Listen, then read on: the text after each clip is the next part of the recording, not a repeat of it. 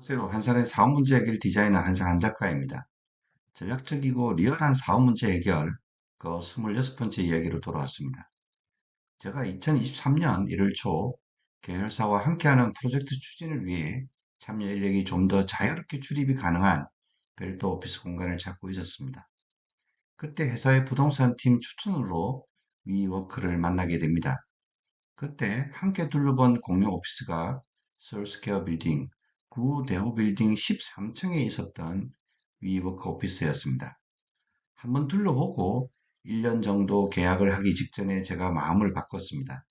왜냐하면 아무리 생각해도 1년치 임대료 및 사용료가 너무 컸습니다. 게다가 공유 오피스의 위치, 프린터, 복사기 사용 시 기본 사용료의 추가 비용 발생, 타 부서와 원활한 커뮤니케이션이 쉽지 않겠다는 판단을 최종했습니다. 결국 위워크의 오피스 매니저에게 전화하여 계약을 하기 어렵다고 통보를 하였습니다. 그때 만났던 매니저에게 물어보았습니다. 위워크 사업은 잘 됩니까? 그리고 앞으로 전망은 어떻습니까? 라고 말입니다. 그 매니저는 자신감 있게 잘 되고 있고 앞으로도 좋을 것입니다. 입주하신 분들의 만족도가 상당히 높습니다. 라고 강조했었습니다. 하지만 지금은 그 위워크가 많이 어렵습니다. 처음엔 띵했습니다. 코로나 때문인가 등등도 생각해 봤습니다. 1. 잘 나갔던 위워크 글로벌 기업을 사업 문제 해결 관점에서 살펴보기로 했습니다. 그 시작과 끝에 대해서 말입니다.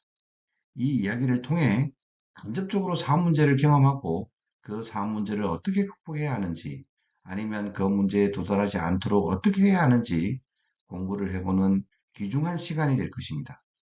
한산, 한 작가의 이야기를 계속 청취하고 싶다면 구독, 좋아요, 따뜻한 댓글 부탁드립니다. 커다란 힘이 됩니다. 바로 시작하겠습니다. 위워크는 어떤 기업이었습니까?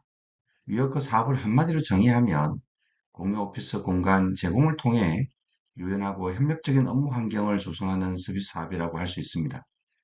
설립일은 2010년이고 현재 기준 종업원 수는 약 4천 명 규모입니다. 창업자는 아담 뉴만과 미구엘 맥켈베이인데 2024년 현재의 CEO는 존 산토라입니다. 비즈니스 모델은 공간 임대, 회원제 서비스, 부가 서비스, 기술 및 데이터 활용이고 수익 모델은 회원비와 부가 서비스 요금, 그리고 기업과의 파트너십 및 스폰서십 통한 추가 수익 창출입니다. 위워크는 2010년 설립 후 10년 동안 빠르게 성장하며 매출이 올라갔습니다. 2020년 팬데믹 영향으로 재정적 어려움을 겪었으며 2021년에는 큰 손실이 발생했습니다. 2022년부터 재정 구조조정을 통해 손실을 줄이고 2024년에는 영업이익을 기록할 것으로 예상됩니다. 위워크의 주가는 2021년 10월에 13.18달러까지 올라갔으나 현재는 0.06달러입니다. 위워크는 2023년 11월 7일에 뉴욕 증권거래소에서 상장 폐지 절차를 시작했습니다. 현재는 OTC 핑크 시장에서 거래되고 있습니다. OTC 핑크 시장은 주로 재정적 어려움에 처한 기업이나 정보 공개 요구 사항이 낮은 기업들이 거래되는 곳입니다. 이렇듯 잘 나갔던 위워크는 참담할 정도로 실패한 사업이 된 것입니다. 사업을 시작한 계기는 무엇이고 어떻게 성장하였고 왜 어떻게 사업이 실패의 길로 접어들었는지 자세히 살펴보도록 하겠습니다. 전략적이고 살아있는 이야기입니다. 뉴요크 사업을 하게 된 배경 및 비전은 무엇이었습니까? 뉴요크 창업자 아담 뉴만과 미구엘 맥케베이는 그린데스크라는 친환경 공유 오피스 공간을 운영했는데 이 경험이 사업의 시작점이 되었습니다. 아담 뉴만은 이스라엘 출신 기업가로 공동생활에 대한 경험을 통해 사람들이 함께 일하고 협력할 수 있는 공간을 만들어 보고 싶어 했습니다. 사업의 목적은 단순히 사무 공간을 제공하는 것이 아니라 사람들이 함께 일하고 성장할 수 있도록 커뮤니티를 조성하고 업무 환경을 혁신하여 사람들이 더 창의적이고 생산적으로 일할 수 있도록 지원하는 것이었습니다. 위워크의 비전은 한마디로 세상을 더 나은 일터로 만드는 것이었습니다. 사업의 시작은 뉴욕의 소호 지역에서 2011년 4월 첫 번째 공간을 오픈한 것이었습니다. 운영 방식은 대규모 부동산을 장기 임대한 후 이를 소규모 사무공간으로 나누어 다시 임대하는 방식이었습니다. 다양한 규모의 기업과 프리랜서, 스타트업을 대상으로 유연한 사무공간을 제공하였는데 이때 시장의 반응은 아주 좋았습니다.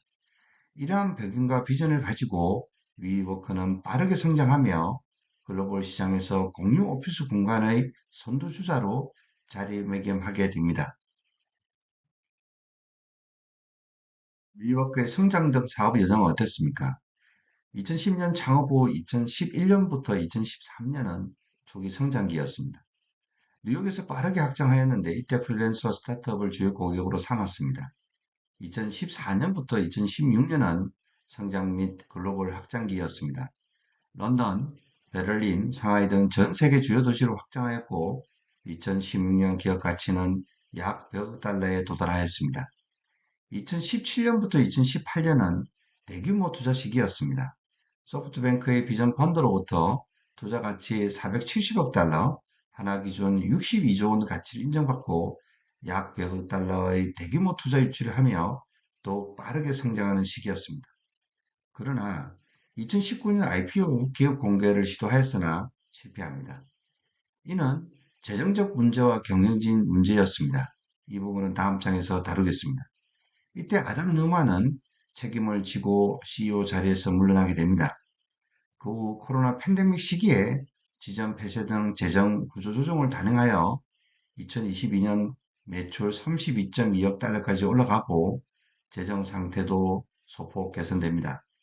그러나 2023년 11월 뉴욕 증권거래소 상장 폐지가 결국 이루어집니다. 뉴욕의 사업은 왜 어떻게 실패하게 되었습니까? 크게 다섯 가지 이유가 있습니다. 첫 번째는 수익성 없는 성장에 대한 집착으로 인한 과도한 확장입니다. 두 번째는 창업자 아담 뉴만의 독단적 경영 스타일과 비효율적 의사결정입니다. 뉴만은 지나친 낙관주의로 현실을 지나치게 부정하였고 자기 소유 건물을 위협하게 임대하는 등 이해상충 문제도 일으켰습니다. 과도한 음주와 약물 사용으로 리더십에 대한 심각한 문제도 발생했습니다. 세 번째는 비즈니스 모델의 한계입니다. 부동산 임대료는 고정비로 남는 반면 고객의 수요는 변동성이 매우 커서 수익성에 큰 영향을 미쳤습니다. 네 번째는 투자자 신뢰 상실입니다. 기업 공개 상장 서류 제출 후 사업 모델 수익성, 기업 지배 구조, 회계 처리 등 상당한 의구심이 생기면서 최초 470억 달러라는 투자 가치는 절반도 안 되는 150억 달러로 급락했습니다. 마지막으로 코로나19 팬데믹입니다.